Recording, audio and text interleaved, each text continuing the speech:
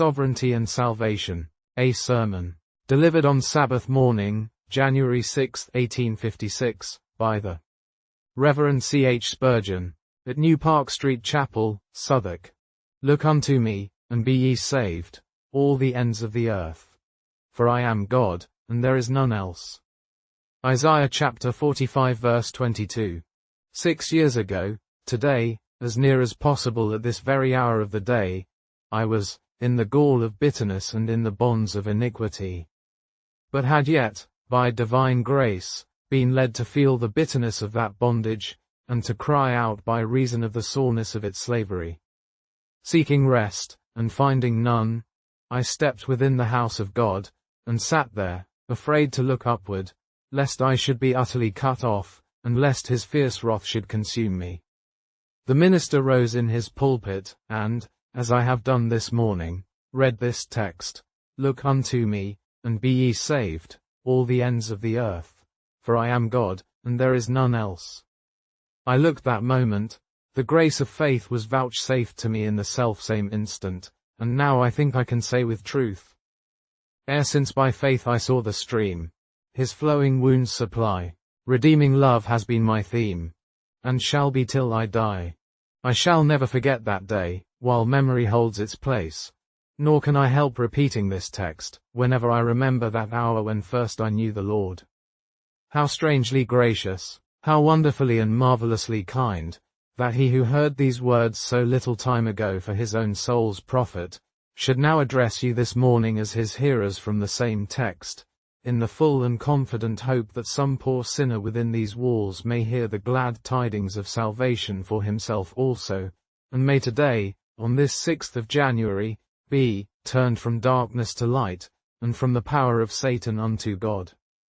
If it were within the range of human capacity to conceive a time when God dwelt alone, without his creatures, we should then have one of the grandest and most stupendous ideas of God. There was a season when as yet the sun had never run his race, nor commenced flinging his golden rays across space, to gladden the earth. There was an era when no stars sparkled in the firmament, for there was no sea of azure in which they might float. There was a time when all that we now behold of God's great universe was yet unborn, slumbering within the mind of God, as yet uncreate and non-existent, yet there was God, and he was, over all blessed forever. Though no seraphs hymned his praises, though no strong-winged cherubs flashed like lightning to do his high behests, though he was without a retinue, yet he sat as a king on his throne, the mighty God, forever to be worshipped, the dread supreme, in solemn silence dwelling by himself in vast immensity, making of the placid clouds his canopy, and the light from his own countenance forming the brightness of his glory. God was, and God is. From the beginning God was God. Ere worlds had beginning, he was, from everlasting to everlasting. Now when it pleased him to create his creatures, does it not strike you how infinitely those creatures must have been below himself? If you are potters, and you fashion upon the wheel a vessel, shall that piece of clay arrogate to itself equality with you?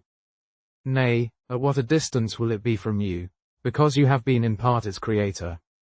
So when the Almighty formed his creatures, was it not consummate impudence, that they should venture for a moment to compare themselves with him? Yet that arch-traitor, that leader of rebels, Satan, sought to climb to the high throne of God, soon to find his aim too high, and hell itself not low enough wherein to escape divine vengeance. He knows that God is, God alone. Since the world was created, man has imitated Satan. The creature of a day, the ephemera of an hour, has sought to match itself with the eternal. Hence it has ever been one of the objects of the great Jehovah, to teach mankind that he is God, and beside him there is none else. This is the lesson he has been teaching the world since it went astray from him. He has been busying himself in breaking down the high places, in exalting the valleys, in casting down imaginations and lofty looks, that all the world might know that the Lord is God alone. He can create, and he destroy. This morning we shall attempt to show you, in the first place, how God has been teaching this great lesson to the world, that he is God, and beside him there is none else, and then, secondly, the special way in which he designs to teach it in the matter of salvation. Look unto me, and be ye saved. For I am God, and there is none else. First, then, how has God been teaching this lesson to mankind? We reply, he has taught it first of all, to false gods, and to the idolaters who have bowed before them. Man, in his wickedness and sin, has set up a block of wood and stone to be his maker, and has bowed before it.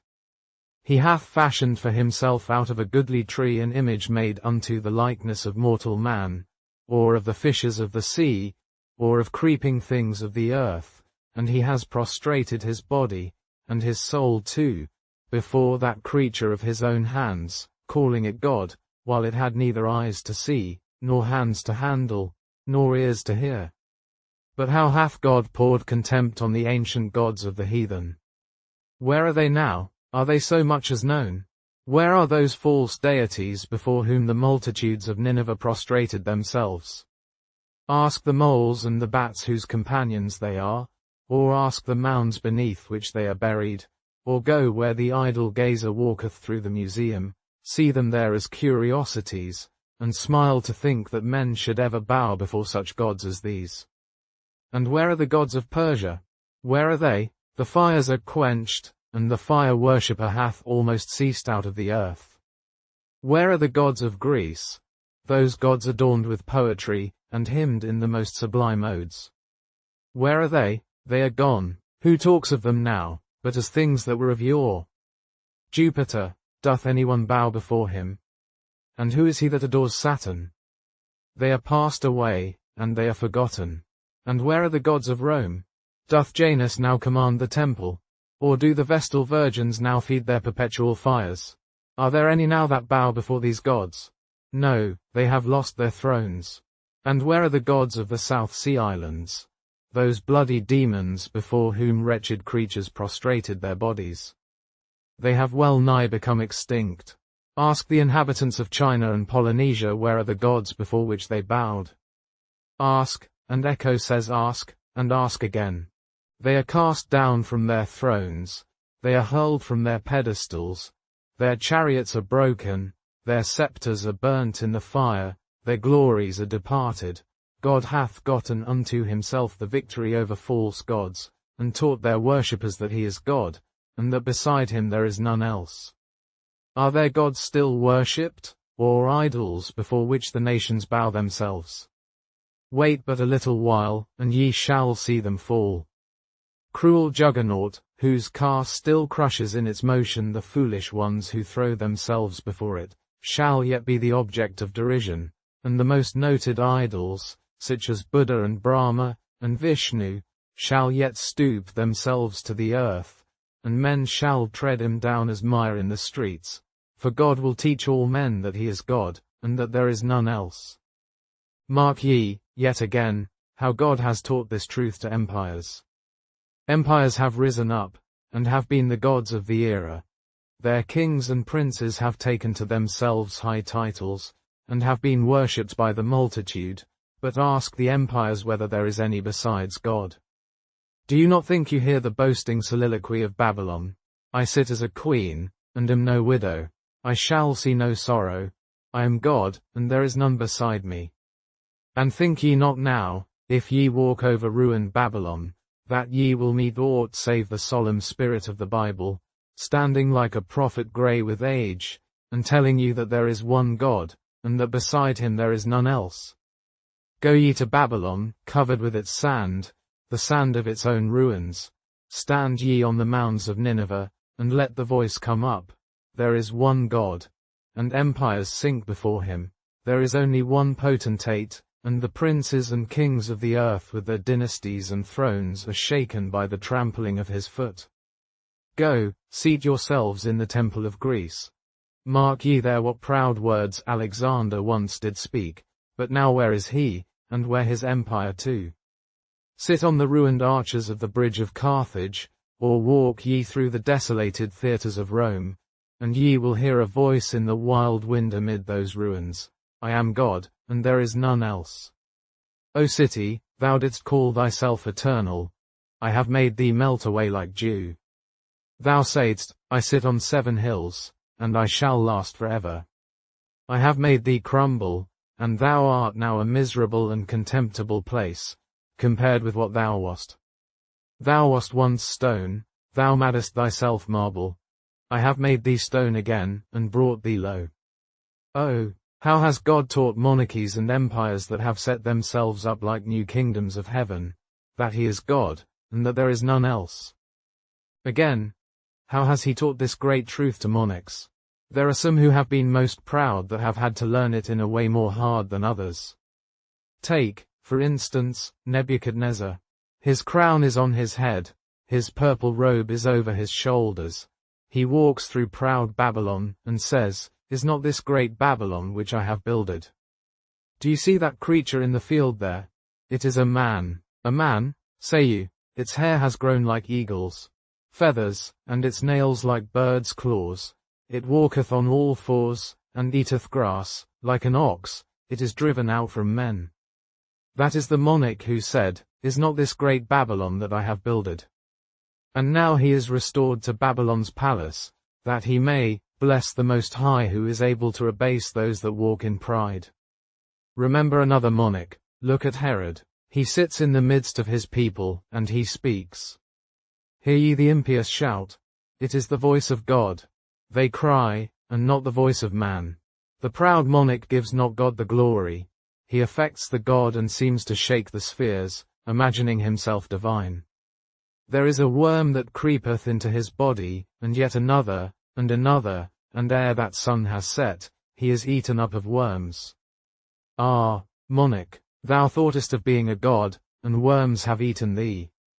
Thou hast thought of being more than man, and what art thou?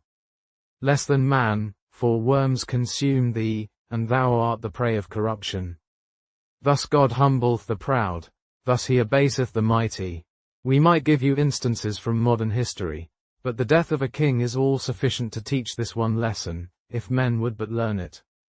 When kings die, and in funeral pomp are carried to the grave, we are taught the lesson, I am God, and beside me there is none else. When we hear of revolutions, and the shaking of empires, when we see old dynasties tremble, and grey-haired monarchs driven from their thrones, then it is that Jehovah seems to put his foot upon land and sea, and with his hand uplifted cries, Hear, ye inhabitants of the earth. Ye are but as grasshoppers, I am God, and beside me there is none else. Quote, again, our God has had much to do to teach this lesson to the wise men of this world, for as rank, pomp, and power have set themselves up in the place of God, so has wisdom, and one of the greatest enemies of deity has always been the wisdom of man. The wisdom of man will not see God. Professing themselves to be wise, wise men have become fools. But have ye not noticed, in reading history, how God has abased the pride of wisdom? In ages long gone by, he sent mighty minds into the world, who devised systems of philosophy. These systems, they said, will last forever. Their pupils thought them infallible, and therefore wrote their sayings on enduring parchment, saying, This book will last forever. Succeeding generations of men will read it, and to the last man that book shall be handed down as the epitome of wisdom. Ah, but, said God, that book of yours shall be seen to be folly, ere another 100 years have rolled away. And so the mighty thoughts of Socrates, and the wisdom of Solon, are utterly forgotten now, and could we hear them speak, the veriest child in our school would laugh to think that he understandeth more of philosophy than they. But when man has found the vanity of one system, his eyes have sparkled at another. If Aristotle will not suffice, here is Bacon. Now I shall know everything. And he sets to work, and says that this new philosophy is to last forever. He lays his stones with fair colours, and he thinks that every truth he piles up is a precious imperishable truth. But alas, another century comes, and it is found to be wood, hay, and stubble. A new sect of philosophers rise up, who refute their predecessors. So too we have wise men in this day, wise securalists, and so on, who fancy they have obtained the truth, but within another 50 years, and mark that word, this hair shall not be silvered over with grey, until the last of that race shall have perished, and that man shall be thought a fool that was ever connected with such a race. Systems of infidelity pass away like a dew drop before the sun. For God says, I am God, and beside me there is none else. This Bible is the stone that shall break in powder philosophy. This is the mighty battering ram that shall dash all systems of philosophy in pieces. This is the stone that a woman may yet hurl upon the head of every Abimelech, and he shall be utterly destroyed. O Church of God, fear not, thou shalt do wonders, wise men shall be confounded, and thou shalt know, and they too, that he is God, and that beside him there is none else. Surely, says one, the Church of God does not need to be taught this. Yes, we answer, she does, for of all beings, those whom God has made the objects of his grace are perhaps the most apt to forget this cardinal truth, that he is God, and that beside him there is none else. How did the church in Canaan forget it, when they bowed before other gods, and therefore he brought against them mighty kings and princes, and afflicted them sore? How did Israel forget it? And he carried him away captive into Babylon. And what Israel did in Canaan, and in Babylon, that we do now. We too often forget that he is God, and beside him there is none else. Doth not the Christian know what I mean, when I tell him this great fact? For hath he not done it himself? In certain times prosperity has come upon him, soft gales have blown his bark along, just where his wild will wished to steer. And he has said within himself, now I have peace, now I have happiness, now the object I wished for is within my grasp. Now I will say, sit down, my soul, and take thy rest. Eat, drink, and be merry. These things will well content thee, make thou these thy God, be thou blessed and happy. But have we not seen our God dash the goblet to the earth, spill the sweet wine, and instead thereof fill it with gall? And as he has given it to us, he has said, drink it, you have thought to find a God on earth, but drain the cup and know its bitterness. When we have drunk it, nauseous the draught was, and we have cried, ah! God, I will drink no more from these things. Thou art God, and beside thee there is none else. And how often, too, have we devised schemes for the future, without asking God's permission? Men have said, like those foolish ones whom James mentioned, we will do such and such things on the morrow, we will buy and sell and get gain. Whereas they knew not what was to be on the morrow, for long ere the morrow came they were unable to buy and sell. Death had claimed them, and a small span of earth held all their frame. God teaches his people every day, by sickness, by affliction, by depression of spirits, by the forcer kings of God, by the loss of the Spirit for a season, by the lackings of the joys of his countenance, that he is God, and that beside him there is none else. And we must not forget that there are some special servants of God raised up to do great works, who in a peculiar manner have to learn this lesson. Let a man, for instance, be called to the great work of preaching the gospel. He is successful, God helps him, thousands wait at his feet, and multitudes hang upon his lips. As truly as that man is a man, he will have a tendency to be exalted above measure, and too much will he begin to look to himself, and too little to his God. Let men speak who know, and what they know let them speak. And they will say, it is true, it is most true. If God gives us a special mission, we generally begin to take some honor and glory to ourselves. But in the review of the eminent saints of God, have you never observed how God has made them feel that he was God, and beside him there was none else? Poor Paul might have thought himself a god, and been puffed up above measure, by reason of the greatness of his revelation, had there not been a thorn in the flesh. But Paul could feel that he was not a god, for he had a thorn in the flesh, and gods could not have thorns in the flesh. Sometimes God teaches the minister by denying him help on special occasions. We come up into our pulpits, and say, oh, I wish I could have a good day today. We begin to labor. We have been just as earnest in prayer, and just as indefatigable, but it is like a blind horse turning round a mill, or like Samson with Delilah. We shake our vain limbs with vast surprise, make feeble fight, and win no victories. We are made to see that the Lord is God, and that beside him there is none else. Very frequently God teaches this to the minister, by leading him to see his own sinful nature. He will have such an insight into his own wicked and abominable heart, that he will feel as he comes up the pulpit stairs, that he does not deserve so much as to sit in his pew, much less to preach to his fellows. Although we feel always joy in the declaration of God's word, yet we have known what it is to totter on the pulpit steps, under a sense that the chief of sinners should scarcely be allowed to preach to others. Beloved, I do not think he will be very successful as a minister, who is not taken into the depths and blackness of his own soul, and made to exclaim, "Unto me, who am less than the least of all saints, is this grace given, that I should preach among the Gentiles the unsearchable riches of Christ." There is another antidote which God applies in the case of ministers. If he does not deal with them personally, he raises up a host of enemies that it may be seen that he is God, and God alone. An esteemed friend sent me, yesterday, a valuable old mus, of one of George Whitfield's hymns which was sung on Kennington Common. It was a splendid hymn, thoroughly Whitfieldian all through. It showed that his reliance was wholly on the Lord, and that God was within him.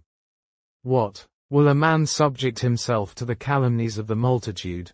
Will he toil and work day after day unnecessarily?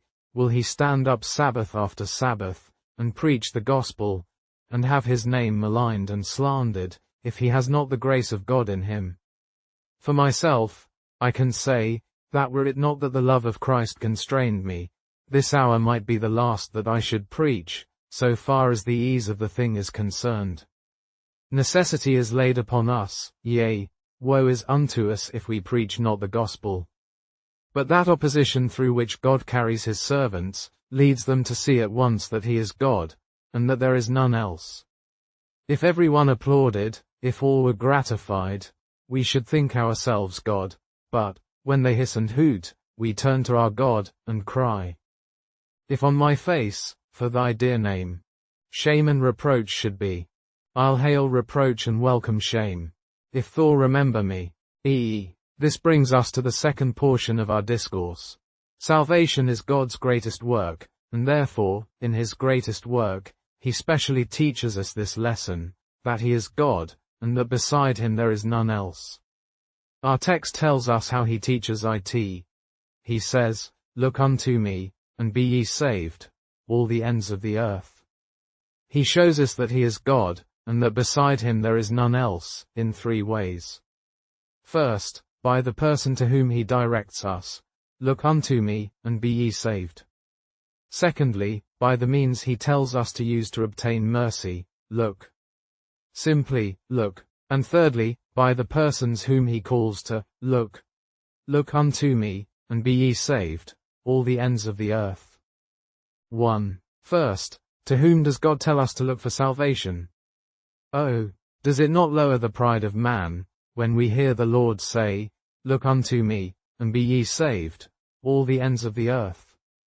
It is not, "Look to your priest, and be ye saved." If you did, there would be another God, and beside him there would be someone else. It is not, "Look to yourself." If so, then there would be a being who might arrogate some of the praise of salvation. But it is, "Look unto me." How frequently you who are coming to Christ look to yourselves. Oh, you say, "I do not repent enough." That is looking to yourself. "I do not believe enough." That is looking to yourself. "I am too unworthy." That is looking to yourself. "I cannot discover," says another, "that I have any righteousness." It is quite right to say that you have not any righteousness, but it is quite wrong to look for any. It is, "Look unto me." God will have you turn your eye off yourself and look unto him. The hardest thing in the world is to turn a man's eye off himself. As long as he lives, he always has a predilection to turn his eyes inside and look at himself, whereas, God says, "Look unto me."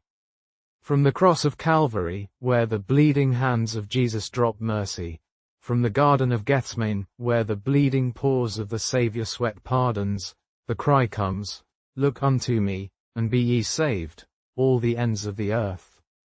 From Calvary's summit, where Jesus cries, "It is finished," I hear a shout, "Look, and be saved." But there comes a vile cry from our soul, "Nay, look to yourself. Look to yourself. Ah, my hearer, look to yourself, and you will be damned." That certainly will come of it. As long as you look to yourself, there is no hope for you. It is not a consideration of what you are, but a consideration of what God is, and what Christ is, that can save you. It is looking from yourself to Jesus. Oh, there be men that quite misunderstand the gospel. They think that righteousness qualifies them to come to Christ, whereas sin is the only qualification for a man to come to Jesus. Good old Crisp says, "Righteousness keeps me from Christ. The whole have no need of a physician, but they that are sick. Sin makes me come to Jesus when sin is felt.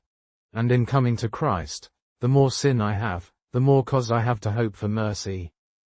David said, "And it was a strange thing too, have mercy upon me, for mine iniquity is great." But, David, why did you not say that it was little? Because David knew that the bigger his sins were, the better reason for asking mercy. The more vile a man is, the more eagerly I invite him to believe in Jesus. A sense of sin is all we have to look for, as ministers. We preach to sinners, and let us know that a man will take the title of sinner to himself, and we then say to him, "Look unto Christ, and ye shall be saved." Look, this is all he demands of thee, and even this he gives thee. If thou lookest to thyself, thou art damned. Thou art a vile miscreant, filled with loathsomeness, corrupt and corrupting others. But look thou here, seest thou that man hanging on the cross? Dost thou behold his agonized head drooping meekly down upon his breast? Dost thou see that thorny crown, causing drops of blood to trickle down his cheeks? Dost thou see his hands pierced and rent, and his blessed feet, supporting the weight of his own frame, rent well nigh in twain with the cruel nails? Sinner, dost thou hear him shriek, "Eloi, Eloi, lama sabachthani"? Dost thou hear him cry, "It is finished"? Dost thou mark his head hang down in death? Seest thou that side pierced with the spear, and the body taken from the cross? Oh, come thou hither. Those hands were nailed for thee. Those feet gushed gore for thee. That side was opened wide for thee. And if thou wantest to know how thou canst find mercy, there it is. Look, look unto me. Look no longer to Moses. Look no longer to Sinai. Come thou here and look to Calvary, to Calvary's victim, and to Joseph's grave. And look thou yonder, to the man who near the throne sits with his Father, crowned with light and immortality. Look, sinner, he says, this morning, to you, look unto me, and be ye saved.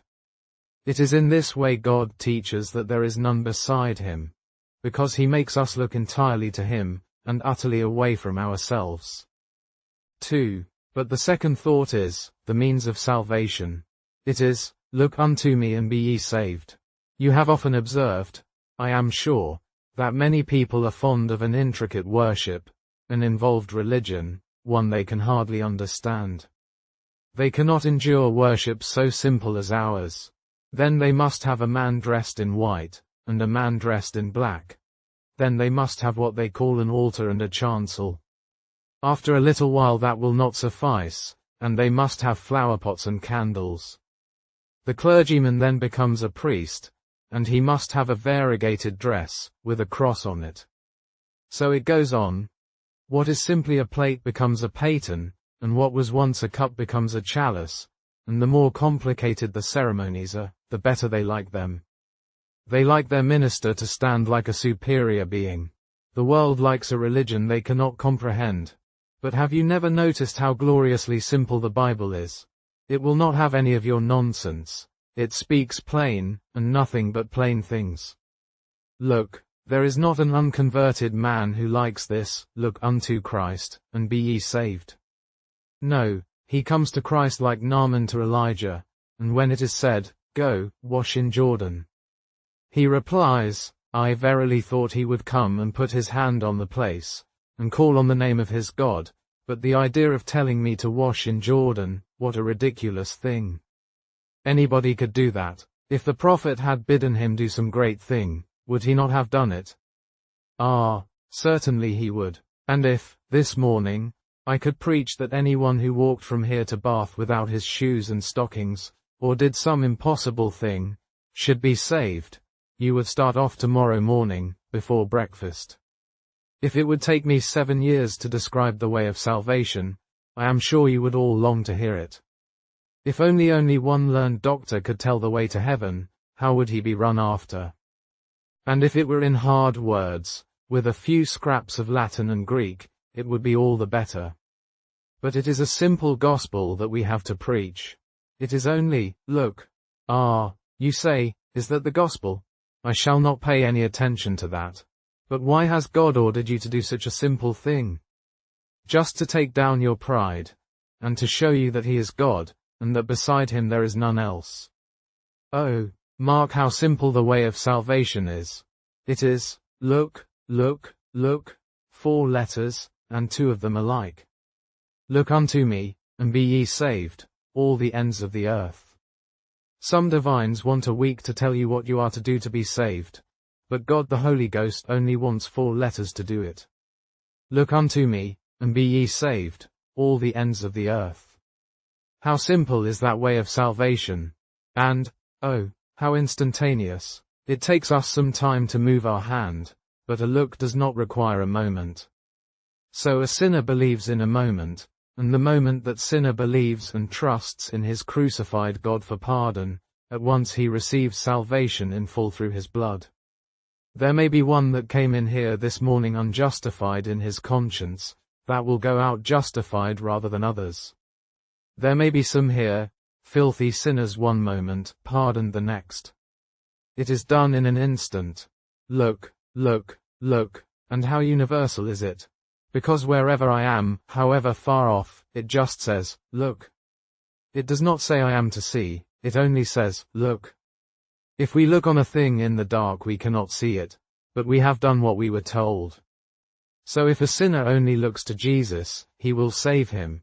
For Jesus in the dark is as good as Jesus in the light, and Jesus when you cannot see him is as good as Jesus when you can. It is only, look. Ah, says one, I have been trying to see Jesus this year, but I have not seen him.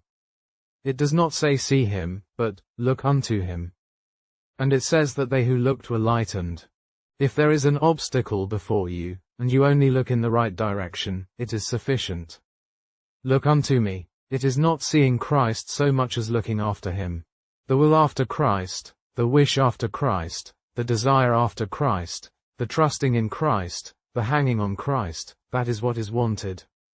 Look, look, look, ah, if the man bitten by the serpent had turned his sightless eyeballs towards the brazen serpent, though he had not seen it, he would still have had his life restored. It is looking, not seeing, that saves the sinner. We say again, how this humbles the man. There is a gentleman who says, well, if it had been £1,000 that would have saved me, I would have thought nothing of it. But your gold and silver is cankered, it is good for nothing. Then am I to be saved just the same as my servant Betty?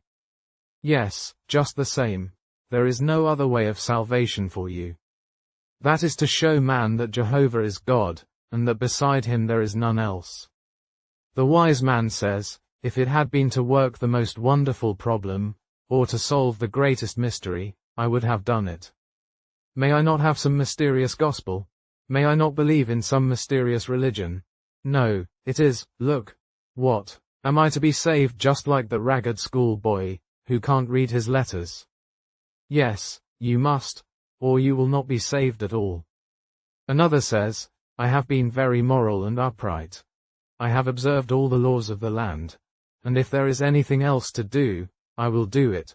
I will eat only fish on Fridays, and keep all the fasts of the church, if that will save me. No, sir, that will not save you. Your good works are good for nothing. What, must I be saved in the same way as a harlot or a drunkard? Yes, sir, there is only one way of salvation for all. He hath concluded all in unbelief, that he might have mercy upon all. He hath passed a sentence of condemnation on all, that the free grace of God might come upon many to salvation. Look, look, look, this is the simple method of salvation. Look unto me, and be ye saved, all the ends of the earth. But, lastly, mark how God has cut down the pride of man, and has exalted himself by the persons whom he has called to look. Look unto me and be ye saved, all the ends of the earth.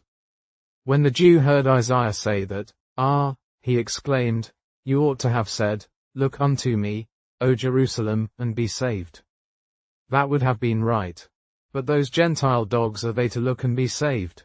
Yes, says God, I will show you, Jews, that though I have given you many privileges, I will exalt others above you.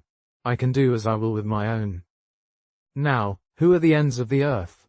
Why, there are poor heathen nations now that are very few degrees removed from brutes, uncivilized and untaught. But if I might go and tread the desert, and find the bushman in his kraal, or go to the South Seas, and find a cannibal, I would say to the cannibal or the bushman, Look unto Jesus, and be ye saved, all the ends of the earth. They are some of the ends of the earth, and the gospel is sent as much to them, as to the polite Grecians, the refined Romans, or the educated Britons. But I think, the ends of the earth imply those who have gone the farthest away from Christ. I say, drunkard, that means you. You have been staggering back, till you have got right to the ends of the earth. You have almost had delirium tremens. You cannot be much worse. There is not a man breathing worse than you. Is there? But God, in order to humble your pride, says to you, Look unto me, and be ye saved. There is another who has lived a life of infamy and sin, until she has ruined herself, and even Satan seems to sweep her out at the back door. But God says, Look unto me, and be ye saved, all the ends of the earth. Methinks I see one trembling here, and saying, I have not been one of these, sir, but I have been something worse, for I have attended the house of God, and I have stifled convictions, and put off all thoughts of Jesus, and now I think he will never have mercy on me. You are one of them, ends of the earth. So long as I find any who feel like that, I can tell them that they are the ends of the earth. But, says another, I am so peculiar. If I did not feel as I do, it would be all very well, but I feel that my case is a peculiar one. That is all right, they are a peculiar people. You will do. But another one says, There is nobody in the world like me. I do not think you will find a being under the sun that has had so many calls, and put 'em all away, and so many sins on his head. Besides, I have guilt that I should not like to confess to any living creature. One of the ends of the earth. Again, therefore all I have to do is to cry out, in the Master's name, Look unto me, and be ye saved, all the ends of the earth. For I am God and there is none else. But thou sayest sin will not let thee look. I tell thee, sin will be removed the moment thou dost look. But I dare not, he will condemn me, I fear to look. He will condemn thee more, if thou dost not look. Fear, then, and look, but do not let thy fearing keep thee from looking. But he will cast me out. Try him, but I cannot see him. I tell you, it is not seeing, but looking. But my eyes are so fixed on the earth, so earthly, so worldly. But, poor soul, he giveth power to look and live. He saith, Look unto me, and be ye saved, all the ends of the earth.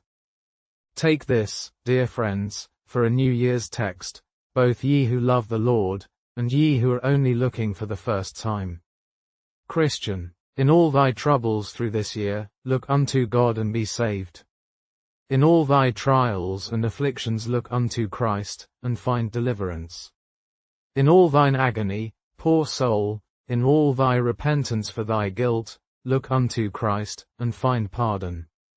This year remember to put thine eyes heavenward, and thine heart heavenward too.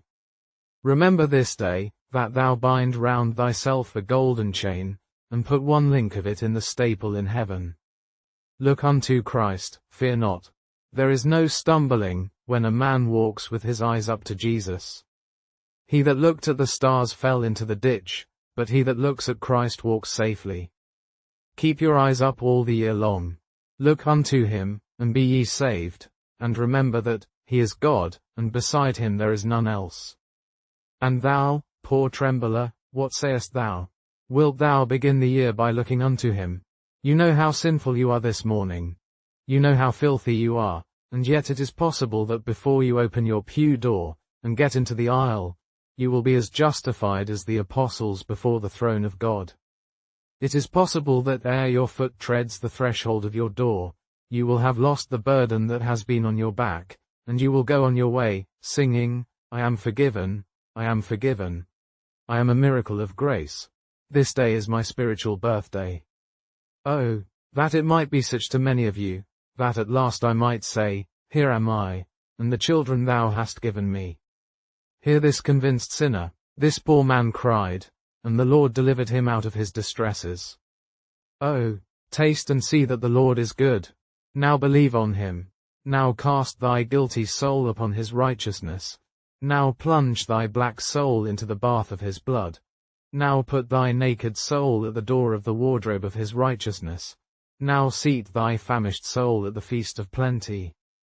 Now, look, how simple does it seem? And yet it is the hardest thing in the world to bring men to. They never will do it, till constraining grace makes them. Yet there it is, look. Go thou away with that thought. Look unto me, and be ye saved all the ends of the earth. For I am God, and there is none else.